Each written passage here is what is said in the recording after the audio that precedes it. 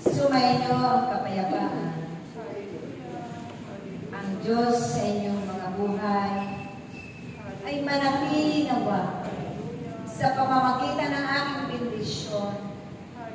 Dahil ito ang kalooban ng Diyos sa mga araw na ito at sa darating pang mga araw sa inyong mga buhay.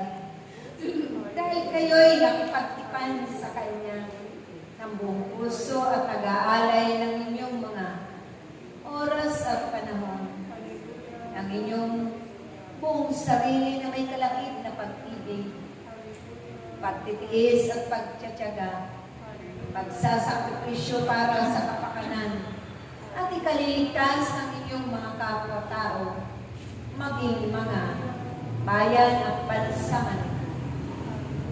Sa mga salot na paparating at magaganap aking mga anak.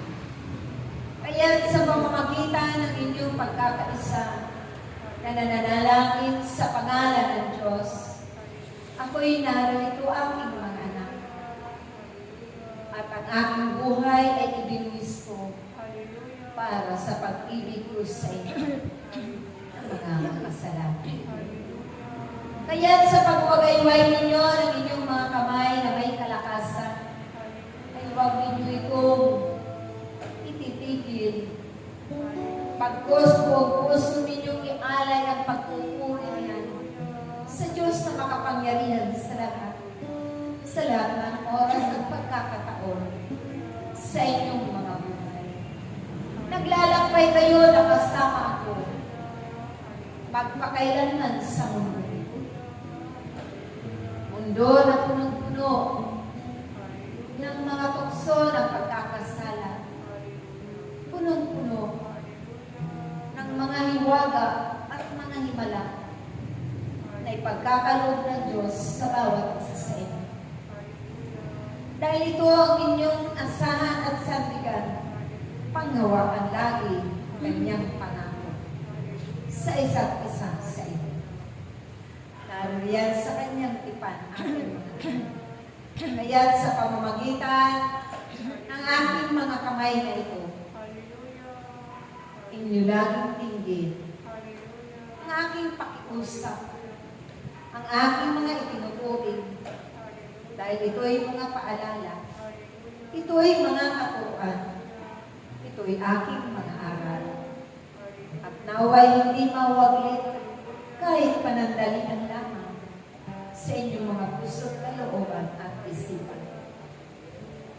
Tatandaan ninyo lagi at pakatatandaan ng bawat isa na may Diyos na nagkakaloob ng maraming bagay sa inyo. Na may Diyos na tutulong magpakailanman. Na may Diyos na tutugon sa inyong mga ipinapanalangin sa lahat ng inyong mga hinihingi. At yan ay tiyak na darating at darating makakamtan nyo sa isa't isa.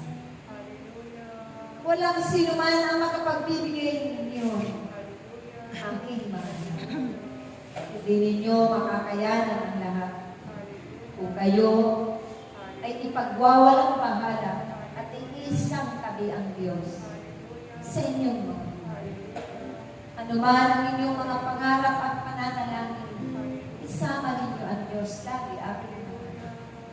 Lagi kayong magkaisa na puno kayo sa inyong pagsunod ng kagalangan, pagdinig at kababaan ng kalooban. Dahil ang mga mahalagang bunga ng banal na Espiritu Santo ay nararapat pagsumikapan ng bawat isa.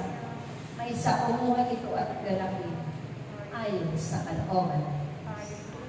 Ako si Jesus na nariyan nakapako sa krus na yan, nakabayubay sa krus ng pagdurusa, sa krus ng Kalbaryo ng pagtitiis, sa krus na tagumpay hanggang sa wakas ng buhay ko.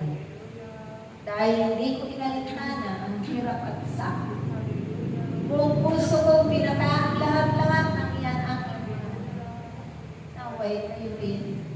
Pagdating ng takdang oras, kung kayo man ay makakaranas sa inyong mga paglilingkod ng mga pag-uusap, ng mga pag-aalimuran, ng mga pagpaparatang ng walang katotohanan at maraming pag-uusap.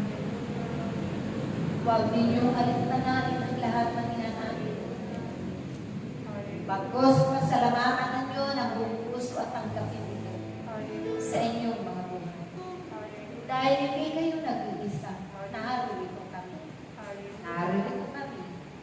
Narito kami. Amen. Magalak kayo kapag kayong lahat ay nagtagumpay. Dahil nagtagumpay na rin ang Diyos sa pamamagitan ng buong puso ninyong pagkakaisa lang. Palagian kayong magpakapuno ng pananalangin sa araw-araw ng mga buhay. Dahil bago pa man kayo humayo, kayo ay handa na sa pakikipaglaban sa masama. Ito ang panahon na aming pinapaalala ang labanan ng masama at mabuti.